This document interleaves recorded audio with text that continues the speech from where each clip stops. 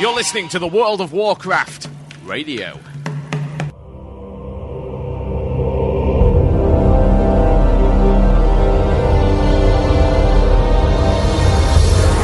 Yes, indeed, folks, this is the Blue Please show here on WoW Radio, the sounds of Iron Maiden, the live version taken from Rock in Rio. Hallowed be thy name. Hollowed? I'm an idiot. It's hallowed. Anyway, yes, I listen to Total Biscuit here on WoW Radio, and we've been discussing the 1.7 patch and all the wonders it contains. Now, usually I don't deviate from my set topics. I'll write down about 8 lines before my show, and that's what my show consists of, other than my features. I've got 8 lines of things that, like, talk about this, feature here, this, feature here, and stick music in between each topic. Yeah, that's the show. There we go. But on this case, someone in the channel, they're having an interesting, quote-unquote, discussion that Battlegrounds ruined PvP, and I'm going to recap that topic, which I have covered in the past, before I go on with the Nutcake News, which will be on in just a few short minutes' time. Right. Outdoor PvP versus Battlegrounds, player versus player. What's the difference? 1. The difference between Battlegrounds is that you generally know that Battlegrounds you will be against a specific number of players. You also know that they will be, if you are level 60 now, the same level as you are. Now, outside, you have no idea that this is going to be the case. You don't know who is going to come up behind you and stab you in the back or smack you on the back of the head. It could be a level 60 ganking or level 35 simply because he feels like it. And the honour, quote-unquote, system does not stop them from doing that, even though it does not actively encourage them to do so. In Battlegrounds, you have specific objectives in order to win the battleground. There are specific strategies in order to do so. Outside, there is no specific objective other than to kill your opponents. There is no particular purpose for it necessarily, other than, of course, honour, but then again, that can be obtained in the Battlegrounds.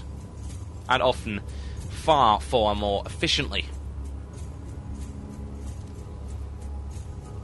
So, why do people enjoy Battlegrounds over outdoors PvP? It's quite simple.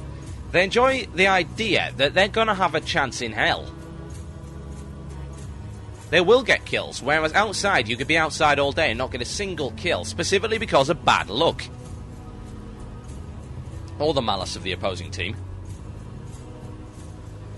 Say you are out and you are doing your quests, as you usually do. You're down at half health, a rogue stabs you in the back, kills you in one hit. Quite possible, especially with clothies. Nothing you could do about it whatsoever. A total waste of your time. You are not even out there to PvP in the first place. And that isn't PvP, that is ganking. There is no player versus player because you weren't even in the fight from the beginning. You were dead when he saw you. It's that simple. You didn't stand a cat in hell's chance in any way, shape or form, no matter what ability, build or class you were. You just got killed. And there's nothing you can possibly do about it. Now, the reason people don't like outdoor PvP in comparison to Battlegrounds is that happens, and the feeling of total and complete helplessness is not what people enjoy. Blizzard, in previous patches, have actually changed the way that a lot of the crowd control spells work, so that it doesn't take control away from the player for quite as long, because that's what people really hate. And often in, quote, outdoor PvP, close quotes, that is exactly what happens. You are not in control of the situation. The person who is in control of the situation is the person who sees you while you are fighting a mob and then twats you one. The mob, of course, doesn't target them, it targets you. You are at an absolutely irreversible disadvantage, and unless there's some stroke of luck or minor miracle, you are gonna die. And you will be sent back to the graveyard to completely waste your time running back, take possibly a 10% durability loss if the last hit on you was from the mob, and be thoroughly and totally pissed off that that ganking moron killed you and you couldn't do anything about it. Doesn't happen in Battlegrounds. In Battlegrounds, you know it's a fight. You know that you're going to come up against some people that you will not necessarily be able to beat, but you will have allies. And you will not necessarily have that in outdoor PvP. People cannot be forced to go around in groups, because sometimes they're not part of a guild, sometimes they just simply don't want a group, they want a bit of soloing or whatever, and if they are to do that, then they may horribly get their arse kicked repeatedly over and over again. Take, for example, I was riding down the road to Scollaments a couple of days ago, just one of me, on my own. We were going to all meet up at Scollaments and go and 10-man it just for a bit of loot. Quick run, nothing special. I run into 4 Alliance. I get killed. Predictably, they camp my corpse. Fortunately, you tend to find that people who do that are people with attention deficit disorder, and after a couple of minutes of camping my corpse, got bored and left. I then rezzed behind a tree, got back on my horse, and got back on what I was doing. That was a complete waste of my time. That wasn't player versus player, because I never stood a chance in hell. Now, while that doesn't really bother me very much, I can see why it bothers other people, and I can also see why people would prefer the Battlegrounds in comparison to that kind of bollocks. This whole concept that there was an outdoor PvP culture, especially on EU servers, there may have been on American servers, I don't know, I don't play it. Bearing in mind that, of course, it's been around a lot longer. The concept that there was an outdoor PvP culture, I believe, is a myth.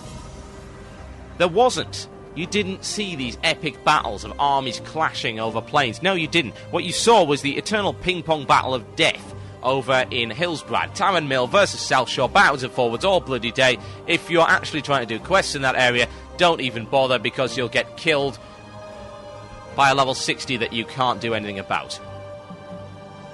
A total and complete waste of time. That is the reason people don't like it. Because it's a waste of their time. They like the idea that when they do go into player versus player, they have a cat in hell's chance of coming out victorious.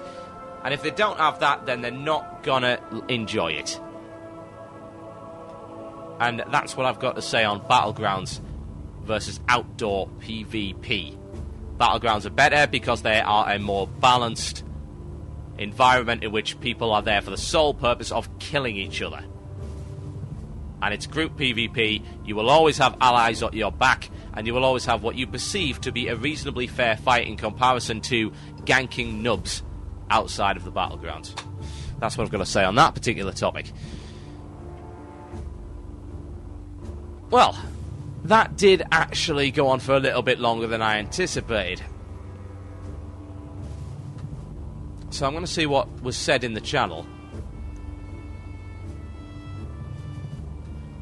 Now, the guy who originally came up with this idea is that, he's saying that outdoor PvP is better. Said that, it's more realistic to war. Realism is irrelevant. This is a video game. Balance and fun are what prevail. It may be more realistic to see armies clashing, but you don't see armies clashing. What you see is one guy being killed by an entire battle force. Now, how unrealistic is that in the concept of war, quite frankly? It's just ridiculous. There is no purpose to it at all. Absolutely no purpose to it. Now, Viridian is telling me that some people have actually set up this battle, this sort of PvP outdoor culture, and that's great. I'm hoping the RP PvP servers will have stuff like that happening, but at the moment, it's not prevalent. And it wasn't prevalent before the Battlegrounds came out either. I don't see the point in encouraging it, or even claiming that it existed in the first place. It's simply the way the game is designed. You never see these clashes. You never see a Warcraft 3 style battle going on, unless it's been arranged beforehand. Doesn't happen. It simply does not happen. Maybe RP PvP is going to change that. Maybe it won't. We'll have to see. Now, on the subject of RP PvP, the Violent Noise Guilds have been gathering pace quite nicely. And I need to make an announcement that there will be a meeting of the European Violent Noise outside the gates of Orgrimmar, where they will be doing an undisclosed activity. Those of you from Violent Noise listening, you have to be there. 7 PM game time. The Violent Noise are gathering outside the gates of Orgrimmar. and so forth. Okay, I've got a few shout-outs to do before the Nubcake News, and then we shall be discussing the item race. And, of course, future content, and what Blizzard may or may not need to do in order to keep people interested in the game. So, here we go. Shout-outs, yes. Frodo. Mr. Frodo said to do a shout-out to his brother Keith for him finishing his training with the UK Police Force. Absolutely no problem at all. Consider yourself shouted out to. Shout-out to Sheepy, who has just come back from a long hiatus from WoW Radio. He's getting back into listening to the shows. Now, who else asked for one? I know for a fact some other people did. Let's see. A shout-out to Nick Bell, taking bloody maths A-level, so less time on WoW. He is from Sunderland, UK. How unfortunate. I've lived there. It's not a very nice place.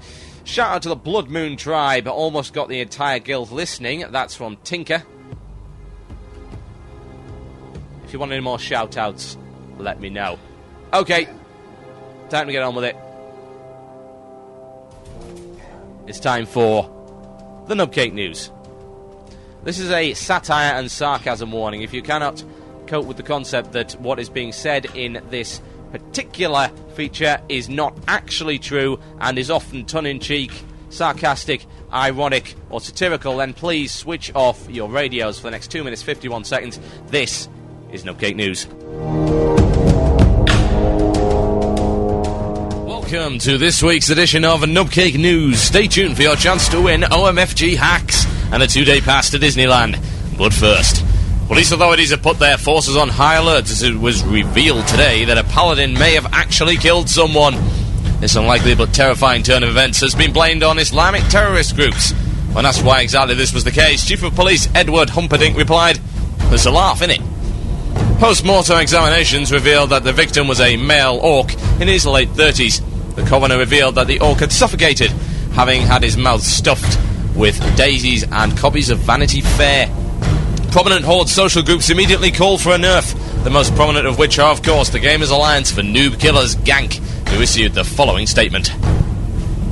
"We condemn this horrific and imber crime openly and call for the murderer to be brought to justice. The fact that the authorities even allowed a paladin to kill anyone is atrocious. If they can't protect us from the paladin, then what hope do we have against rogues and mages? We call on the authorities to immediately nerf all paladins so that such a terrible event can never occur again." The leading authority on paladin behaviour is Dr. Nerfenstein, and he was contacted to provide us with some information. He obliged and joins us in the studio right now. Hello, Doctor. Yes, hello there. Happy to be here, yes. So, Doctor, do you think there is any truth to these claims? Well, you see, the paladin is naturally a docile creature. It is mainly harmless, and its role in society is as a buff bot. It is also exceptionally good at standing around and getting beaten up, yes. So what you're saying is that a paladin couldn't have carried out this attack? No, it could not. It is totally ridiculous to suggest that the paladin is willing to, or able to, carry out such an act. The paladin is generally a harmless creature, around 7 feet tall, covered in fur. It has no claws or teeth to speak of, and in fact it inhales its foods rather than chewing it, yes. Worse still, paladins have no arms, and generally have to waddle around or to their intended destination. A paladin could not possibly have carried out this attack. There must be some other explanation. There is no documented case of a paladin killing anyone, not even accidentally. No documented cases at all, Doctor. There is this one case of the paladin falling from a 3-story window onto a passing warrior. I believe the warrior had a minor concussion, but killed? No. That is impossible. Well, thank you for your time, Doctor. So the mystery, it would seem, remains unsolved. However, this reporter is taking precautions and keeping a Hearthstone by his bed and a Reaper under his pillow. This has been Nubcake News. A good night.